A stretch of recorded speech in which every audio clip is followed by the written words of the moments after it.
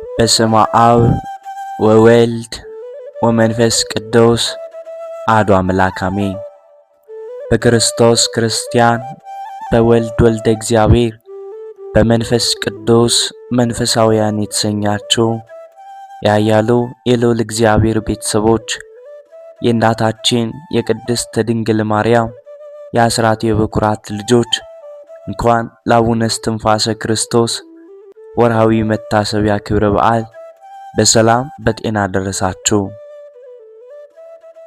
ዝክር ሚዲያችንን ሰብስክራይብ፣ ላይክ እንዲሁም ሼር በማድረግ አገልግሎታችን እንድታበረታቱ ስንል በልዑል እግዚአብሔር ስም በትህትና ቃል እናሳስባለን።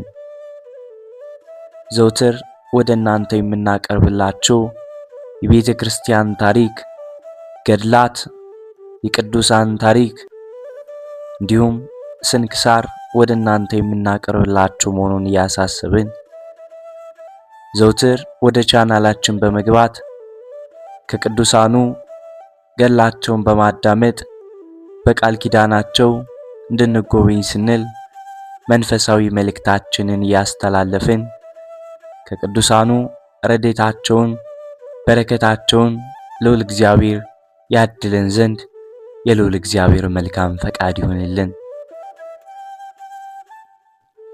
ከዚህ በመቀጠልም የኢትዮጵያው ጻድቅ አቡነ እስትንፋሰ ክርስቶስ ገድሉን እናሰማለን። በረከቱ፣ ረድኤቱ፣ አማላጅነቱ በእኛም በመላው ሕዝበ ክርስቲያን ላይ አድሮና ጸንቶ ይኑር፣ አሜን። ኢትዮጵያዊው ጻድቅ አቡነ እስትንፋሰ ክርስቶስ ኢትዮጵያዊው አባት አቡነ እስትንፋሰ ክርስቶስ አባቱ መላከ ምክሩ፣ እናቱ ወለተ ማርያም ይባላሉ። የተወለደበትም ልዩ ቦታው ወሎ ክፍለ ሀገር ዳውንት ይባላል። በዚያች ሀገር እግዚአብሔርን የሚፈራ ስሙ መላከ ምክሩ የሚባል ደግ ሰው ባለቤቱም ወለተ ማርያም ሁለቱም ደጋግ እግዚአብሔር እንዳዘዛቸው በእግዚአብሔር ሕግ ጸንተው የሚኖሩ መልካም ሥራን በመስራት እንደ ዘካርያስና እንደ ኤልሳቤጥ እውነተኞችም ነበሩ።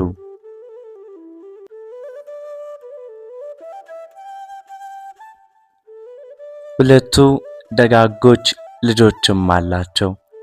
የተባረከ መልካም ፍሬን የሚያፈራ በጾም በጸሎት እግዚአብሔርን የሚያገለግል በጸሎቱ ሰውን የሚጠቅም በጻድቃን ዘንድ የተመረጠ ልጅ ይሰጣቸው ዘንድ ዘውትር ወደ እግዚአብሔርና ወደ እናታችን ቅድስት ድንግል ማርያም ይለምኑም ነበር። ነቢየ እግዚአብሔር ቅዱስ ዳዊት ጆሮውን ወደ ልመናቸው አዘነበለ እንዳለ መዝሙር 33 ቁጥር 29 ላይ እግዚአብሔር አምላክ በዓይነ ምሕረት ተመለከታቸው፣ ልመናቸውንም ሰምቶ አባታችን አቡነ እስትንፋሰ ክርስቶስ ሚያዝያ 8 ቀን ተጸንሰው ታኅሳስ 9 ቀን ተወለዱ።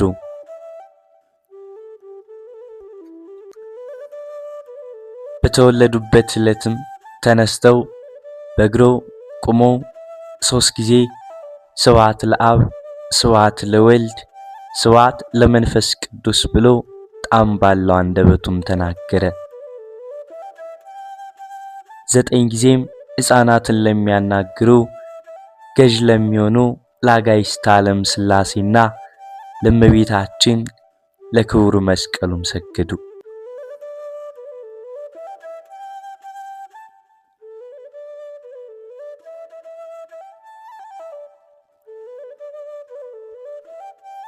እዚያ ተሰብስበው የነበሩ ብዙ ሰዎች ከሕፃኑ አንደበት የሥላሴን ምስጋናም ሰምተው ፈጽመው አደነቁ።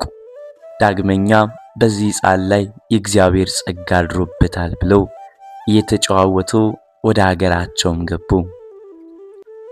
አባቱና እናቱም መጀመሪያ ስለመወለዱ ዳግመኛም የአብ የወልድ የመንፈስ ቅዱስን ምስጋና በማቅረቡ ደስ አላቸውና እግዚአብሔር ይህንን ሕፃን ሰጠን፣ እኛ በአብ በወልድ በመንፈስ ቅዱስ ስዕል ፊት ለፍጥረት ሁሉ ለምትራራ ከሁሉ በላይ በሆነች አምላክን በወለደች ከቅድስት ድንግል ማርያም ስዕል ፊት ቁመን እንደለመን ልመናችንን ሰምታ የተመረጠ ልጅ ሰጠችን ብለው አመሰገኑ።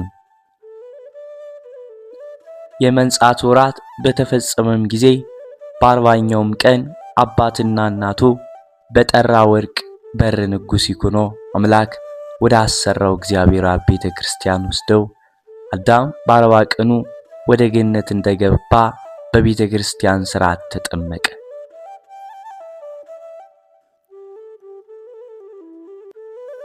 አዳም በ40 ሔዋን በ80 ቀን ወደ ገነት እንደገቡ ኩፋሌ 4:9 ላይ እንደተጠቀሰው ካህናትም መንፈስ ቅዱስ እንዳናገራቸው ስሙን እስትንፋሰ ክርስቶስ ብለው ሰየሙት።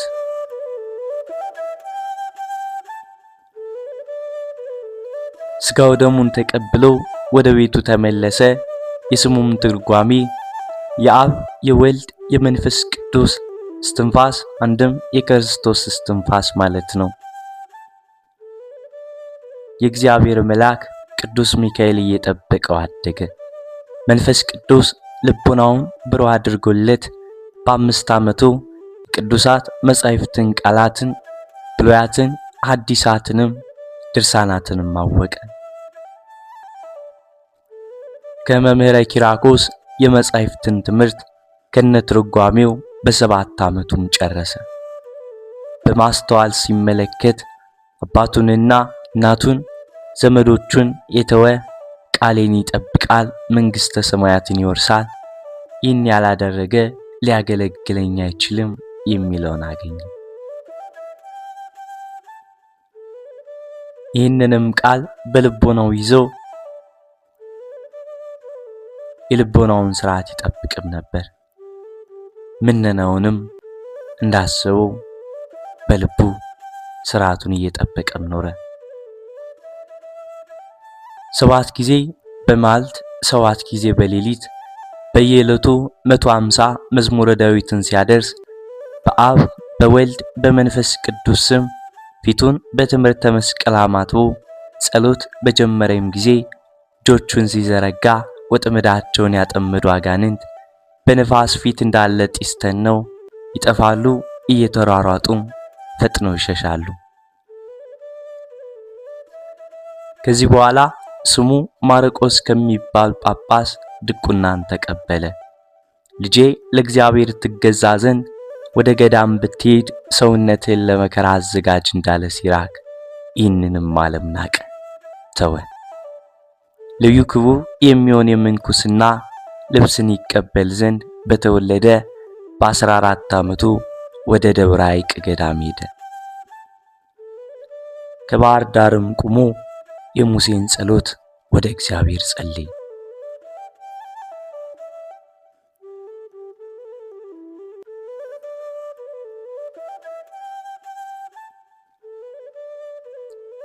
ያለ መርከብ ባሕሩን ተሻግሮ ወደ ቤተ ክርስቲያን ገባ።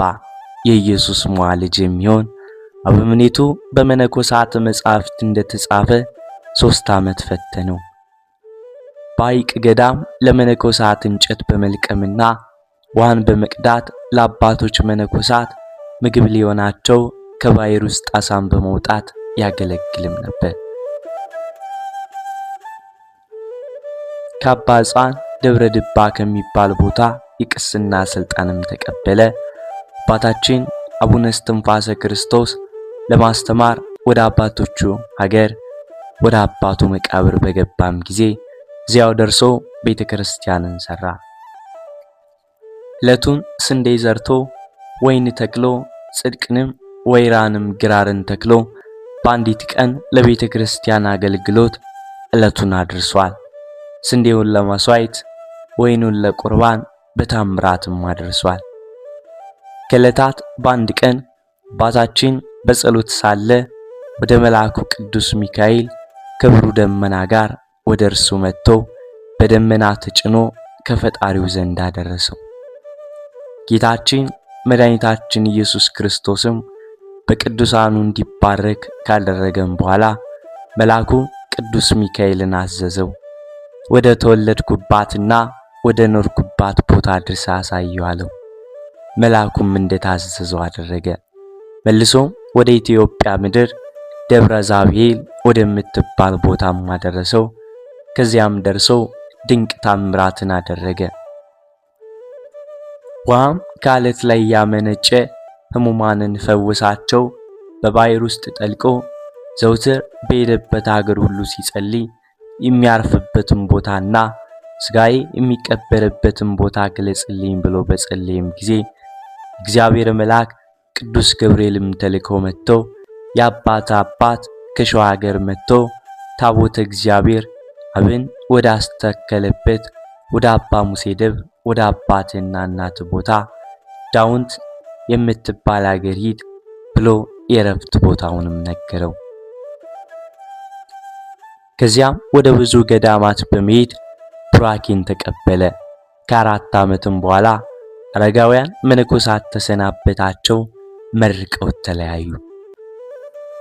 የኢትዮጵያን ገዳማት ተዘዋውሮ እየጎበኘ ጎጃም በደረሰም ጊዜ በዚያ እያስተማረ ያጠመቀ የታመሙትን እየፈወሰ የዕውራንን ዓይን እያበራና ሙታንን እያስነሳ በዚያም ተቀመጠ። በባሕር ውስጥም ገብቶ 10 ዓመት ለኢትዮጵያም ጸለየ። ከ9 ዓመትም በኋላ ጌታችን መድኃኒታችን ኢየሱስ ክርስቶስ ወደ እርሱም መጥቶ ከመነኮሳት ሁሉ ብልጫ ያለ ወዳጄ እስትንፋሰ ክርስቶስ ሆይ ይችን ሀገርና ኢትዮጵያን ሕዝቦቿን ምሬአለሁ፣ ከዚህ ባሕር ውጣ አለው። አባታችንም ከባሕር ውስጥ ወጥቶ ተንበርክኮ ለጌታችን ለመድኃኒታችን ኢየሱስ ክርስቶስ ሰገደ። የማረፊያንም ቦታ ምስራቅ ወደምትባል ወደ ዳውንት ሂድ ብሎ ቃል ኪዳን ሰጠው። አባታችንም በ17 ዓመቱ ወደ ደብረ አስጋጅ በሚሄድበት ጊዜ ፀሐይ ልትገባም ደረሰች። አቡነ እስትንፋሰ ክርስቶስ ጸለየ፣ አለቀሰ። በጌታችን በመድኃኒታችን ኢየሱስ ክርስቶስ ስም አውግዤሻለሁ ለመስፍን ኢያሱ በጋባውን እንደቆምሽ አሁን ቀጥ ብለሽ ቁሚ አላት። ፀሐይም ወደ ኋላ ተመልሳ በአቡነ እስትንፋሰ ክርስቶስ ቃል ቆመች። ደብረ አስጋጅ እንደገባ ፀሐይም አቡነ እስትንፋሰ ክርስቶስ ሆይ እገባ ዘንድ ፍታኝ አለችው። እግዚአብሔር ይፍታሽ ባላትም ጊዜም ገባች። እድሜው 33 በሆነም ጊዜ ወደ ደብረ ድባው አበምኔት መጥተው ሚያዝያ 9 ቀን ምንኩስናን ተቀበለ። በዚያ ድንጋይ ፈልፍሎ ዋሻም አዘጋጀ። ሉቃስ ይሳላት ከግብጽ የመጣች የድንግል ማርያምን ስላስገብቶ የዋሻውን በር ዘጋ። ያለ ደቀ መዝሙሩ ልብሰ ክርስቶስ በስተቀር ከሌላ ሰው ጋርም አይገናኝም። በዚህ ድንቅ ታምራትን እያደረገ 240 ሺህ ነፍሳትን ከሲኦል አወጣ። የአባታችን ረድኤቱ በረከቱ አማላጅነቱ አይለየን ለዘላለም አሜን።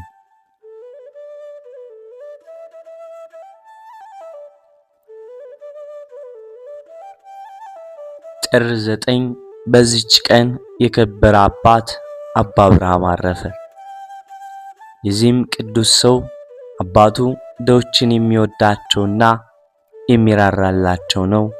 በዘመኑም በግብጽ ሀገር ታላቅ ረሃብ ሆነ። ገንዘቡን ሁሉ ለድሆች ሰጠ። እርሱ እጅግ ባለጸጋም ነበርና ከደግነቱና ከታማኝነቱ ብዛት የተነሳ እርሱ ባለበት ሀገር ዙሪያ ያሉ ሀገሮች ሁሉም የምድራቸውን ፍሬ በእርሱ ዘንድ አደራ ያስቀምጡም ነበር። ረሃቡም በጸናም ጊዜ በእርሱ ዘንድ በአደራ የተቀመጠውን እህል ሁሉንም ለድሆች ሰጠ። እግዚአብሔርም ስለ ምድራቸው ፍሬ ሁሉንም ክፉ ቃል እንዳይናገሩት አደረጋቸው። በእርሱም ዘንድ ያኖሩት የምድራቸውን ፍሬ ሽተው ወደ እርሱ በሚልኩም ጊዜ ተነስተው ወደ እርሳቸው ይሄዳል። እነርሱም በየራሳቸው ለእያንዳንዱ የምድራቸውን ፍሬ እንደደረሳቸው አድርገው ይጽፉለታል እንጂ ምንም አይናገሩትም። የዚህም ቅዱስ እናት እግዚአብሔርን የምትፈራ ምእመን ናት። ሰይጣንም ቀናባት። በአንድ ክፉ ሰው ልቦና ላይ አድሮ በፋርስ ሰዎች ዘንድ ነገር ሰራባት። እነርሱም ማርከው ወደ አገራቸው ወስደዋት በአንዲት ሌሊትም ራእይን አየች። ያ ነገር የሰራባት ሰው በሲኦል ውስጥ በእሳት ሰንሰለትም ላይ ታስሮ እግዚአብሔር ያደረገልሽን ተመልክተሽ ነገር የሰራብሽን ያንን ሰው ተበቅሎታልና ይላታል። እርሷ ግን ጌታዬ ሆይ መከራና ስቃይ በእርሱ ላይ እንዲደርስ አልሻም ትላለች። ያ የሚያሳያትም አንቺ ግን ወደ አገርሽ ተመልሰሽ በቤትሽ ትኖሪ ዘንድ አለሽ ይላታል። እንዲሁም ሆነ።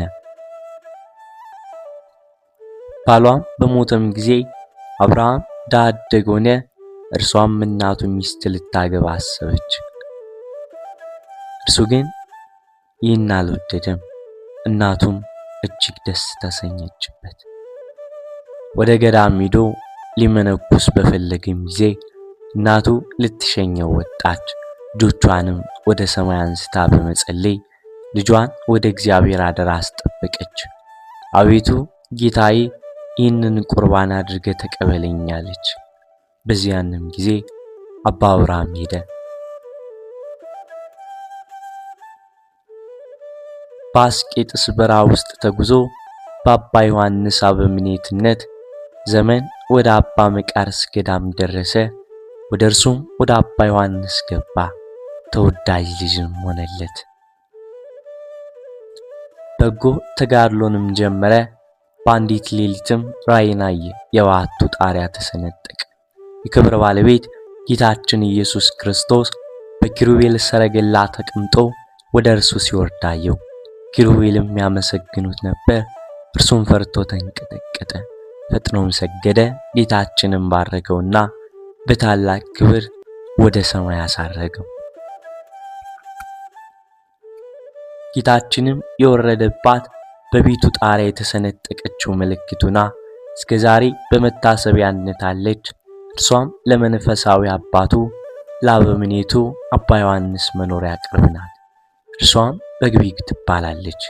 የእግዚአብሔርን መልአክ ሁልጊዜ ጎበኘዋል።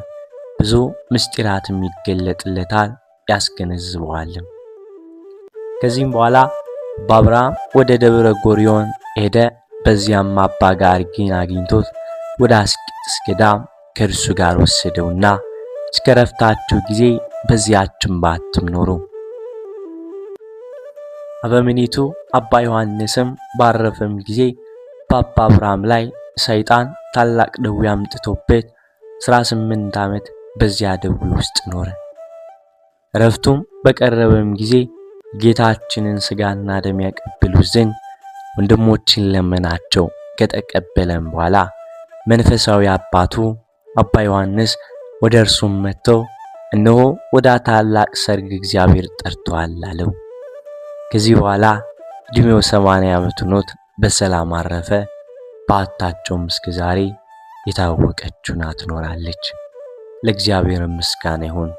እኛንም በዚህ አባት ጸሎት ይማረን፣ በረከቱም ከኛ ጋር ትኑር ለዘላለም አሜን።